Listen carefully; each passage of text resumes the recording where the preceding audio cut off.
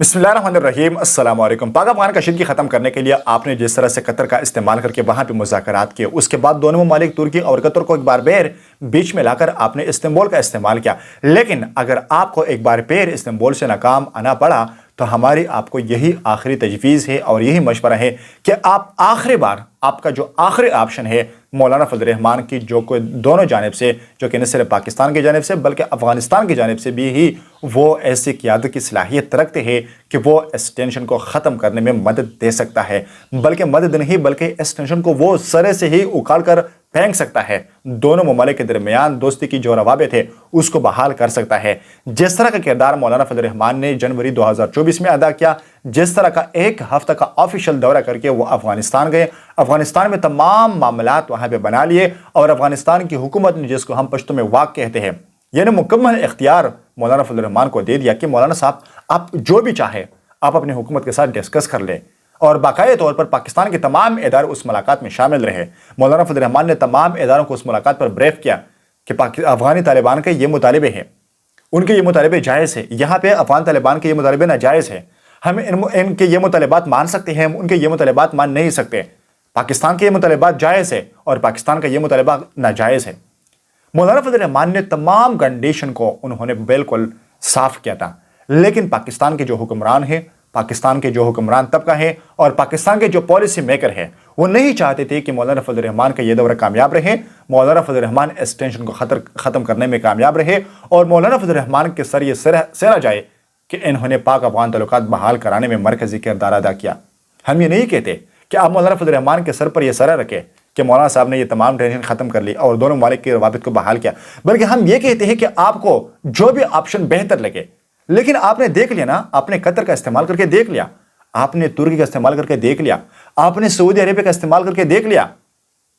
लेकिन जिस तरह का नतीजा और जिस तरह के मुज़ाकरात और जिस तरह के हालात की बेहतरी के लिए मौलाना फजल रहमान का किरदार है, बिल्कुल दुनिया भर में आप जाइए, न कोई मुल्क आपके साथ में आ सकता है इस तरह बेहतर ऑप्शन, और न कोई शख्सियत, न कोई सियासी जमात आपके सामने मौलाना फजल रहमान से कदर बेहतर आपके दरमियान आ सकती है जो जिस तरह मौलाना फजल रहमान का किरदार है। क्योंकि वो दोनों साइड से माने जाते हैं, उनकी गुफ्तगू और उनकी जो शख्सियत है वो अफगान तालिबान भी मानते हैं और पाकिस्तानी भी मानते हैं कि मौलाना फजल रहमान एक इंतहाई ज़िर्क सियासतदान है। और वो न सिर्फ ये दोनों ममालिक, उनकी शुरू से यही ख्वाहिश है कि पाकिस्तान और अफगानिस्तान के ताल्लुकात बेहतर रहें, उनके ताल्लुकात दोस्ताना रहें। लेकिन जिस तरह से उन्होंने कहा कि पाकिस्तान में भी कुछ ऐसे लोग हैं कि वो अफगानिस्तान और पाकिस्तान के दरमियान जंग चाहते हैं, यानी दोनों की दोस्ती नहीं चाहते, अफगानिस्तान में भी कुछ ऐसे लोग हैं कि वो पाकिस्तान के साथ बेहतर ताल्लुकात देखना नहीं चाहते। लेकिन इन्हीं दरमियान, इन्हीं टेंशन के दरमियान जो पाकिस्तान के दुश्मन ममालिक है और जो अफगानिस्तान के दुश्मन ममालिक है, ये दोनों बीच में आकर दोनों के दरमियान जो फासले है वो बढ़ा सकते हैं। ऐसे में अगर मुज़ाकरात के दरमियान पाकिस्तानी हुकूमत का रवैया देख लिया जाए तो ये भी एक इंतहाई नामुनासिब रवैया है। आपके उनके साथ मुज़ाकरात हो रहे हैं, ये सिर्फ पहला बेंच कतर में हो चुका है, दोहा में हो चुका है। लेकिन अगर आपका उनके साथ दूसरा बेंच चल रहा है और आप उनसे पहले यह बयान दाग देते हैं कि अगर हमारे मुज़ाकरात नाकाम होते हैं तो फिर हमारी काबिल से जंग ही सही, हम अफगानियों को वहाँ पे वापस गारों में धकेलने की सलाहियत रखते हैं, हम तोरा बोड़िया वगैरह के वाक़यात दोहरा सकते हैं। ऐसे बयानात अगर मुज़ाकरात कामयाब होने के लिए बेहतर है तो आप ज़रा सोच लीजिए, आप अपने अकल का इस्तेमाल कीजिए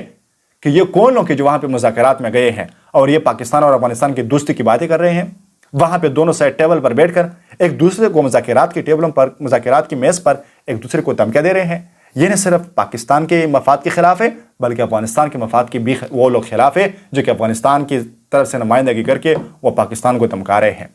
ये नहीं होना चाहिए। दोनों मुस्लिम ममालिक है, दोनों दोस्त ममालिक है, दोनों हमसाय ममालिक है, दोनों को अपने मसाइल